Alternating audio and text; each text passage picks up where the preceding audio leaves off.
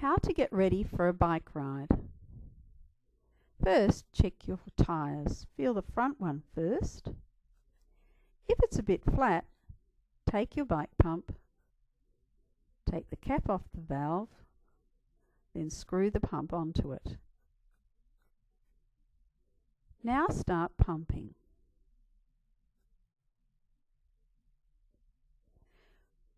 When the tyre's hard enough, unscrew the pump and put the cap back on. Now check the back tyre. If that's okay, you can get organised. Take your water bottle and put it in the carrier. Put your helmet on. Make sure it's comfortable. And put your backpack on. Now, put your stand up.